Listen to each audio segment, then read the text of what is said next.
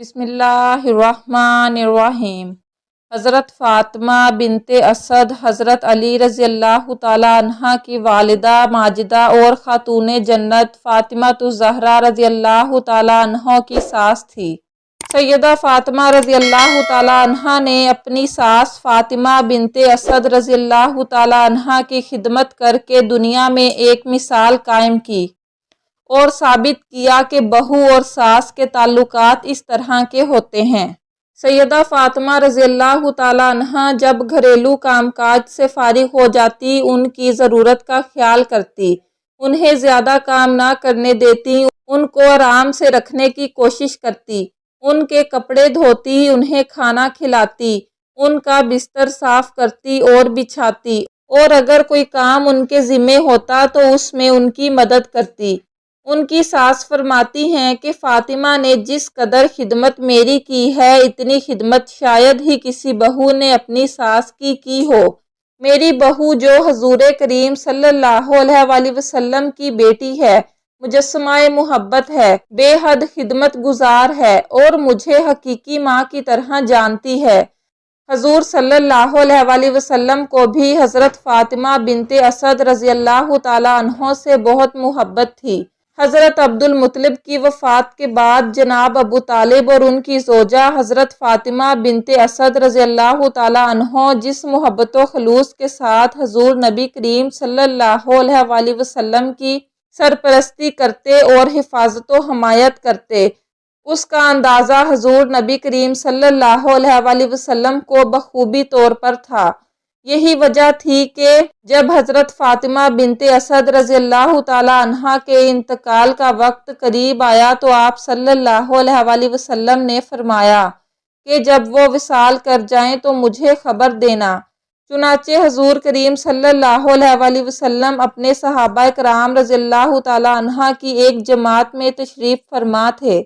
ایک شخص نے آ کر خبر دی کہ حضرت علی رضی اللہ تعالیٰ عنہ کی والدہ ماجدہ حضرت فاطمہ بنت اسد رضی اللہ تعالیٰ عنہ انتقال کر گئی ہیں۔ یہ سن کر آپ صلی اللہ علیہ وآلہ وسلم کی چشمان عطر میں آنسو آ گئے اور صحابہ کرام سے فرمایا، اٹھو ہم اپنی ماں کے پاس جاتے ہیں۔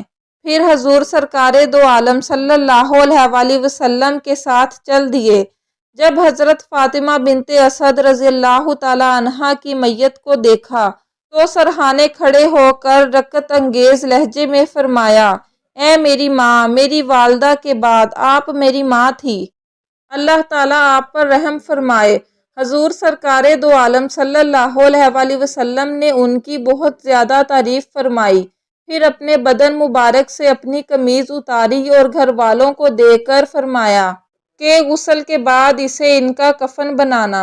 اس کے بعد حضرت اسامہ بن زید رضی اللہ تعالیٰ عنہ، حضرت ایوب انصاری رضی اللہ تعالیٰ عنہ اور حضرت عمر فاروق رضی اللہ تعالیٰ عنہ سے فرمایا، ان کے لیے قبر کھودو۔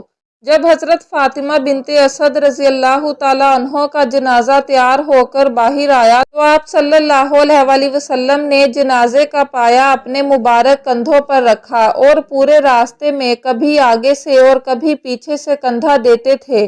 جب ان کی قبر پر پہنچے تو قبر میں داخل ہو کر کچھ قرآن پاک پڑھا، دعا مانگی، اے اللہ تو میری ماں فاطمہ بنت اسد کی مغفرت فرما اور ان کے لیے اس قبر کو وسیع کر دے۔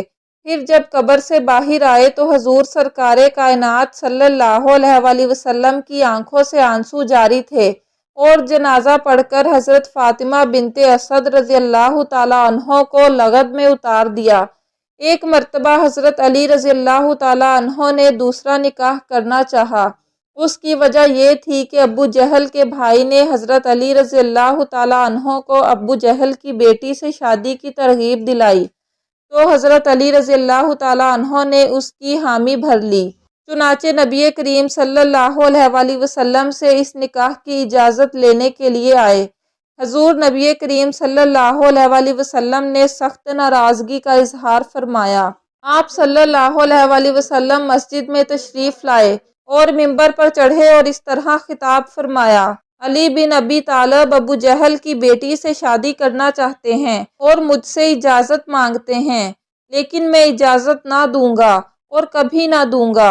البتہ علی بن ابی طالب میری بیٹی کو طلاق دے کر ان کی لڑکی سے نکاح کر سکتے ہیں۔ فاطمہ رضی اللہ تعالیٰ عنہ میرے جسم کا ایک حصہ ہے، جس نے اسے اذیت دی اس نے مجھے اذیت دی۔ بلا شبہ فاطمہ مجھ سے ہے اور مجھے خوف ہے کہ وہ اپنے دین میں آزمائی جائے گی۔ اس کے بعد حضرت ابو العاص کا ذکر فرمایا، جو کہ آپ صلی اللہ علیہ وآلہ وسلم کے داماد سیدہ زینب رضی اللہ تعالیٰ عنہ کے شوہر تھے، کہ اس نے مجھ سے جو بات کہی اس کو سچ کر کے دکھایا اور جو وعدہ کیا اسے پورا کیا، اور میں حلال کو حرام اور حرام کو حلال کرنے کے لیے نہیں کھڑا ہوا۔ اللہ کی قسم، اللہ کے رسول محمد صلی اللہ علیہ وآلہ وسلم کی بیٹی اور اللہ کے دشمن کی بیٹی ایک ساتھ جمع نہیں ہو سکتی۔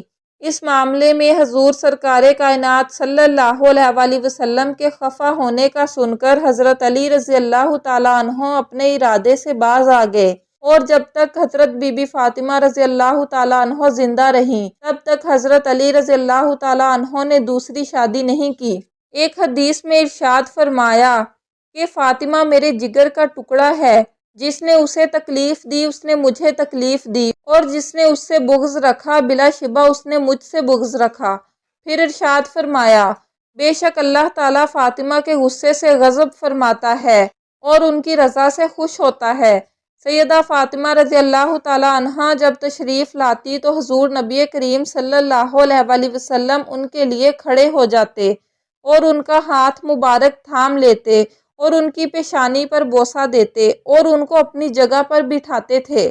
اسی طرح جب حضور کریم صلی اللہ علیہ وآلہ وسلم سیدہ فاطمہ رضی اللہ تعالیٰ عنہ کے پاس تشریف لے جاتے تو سیدہ فاطمہ رضی اللہ تعالیٰ عنہ حضور صلی اللہ علیہ وآلہ وسلم کے لیے کھڑی ہو جاتی اور آگے بڑھ کر آپ کا دست اقدس تھام کر اپنی جگہ پر بٹھاتی۔ حضرت عائشہ رضی اللہ تعالیٰ عنہ فرماتی ہیں کہ حضور نبی کریم صلی اللہ علیہ وآلہ وسلم تشریف فرما تھے اور آپ صلی اللہ علیہ وآلہ وسلم کے جسم عطر پر اونی چادر تھی۔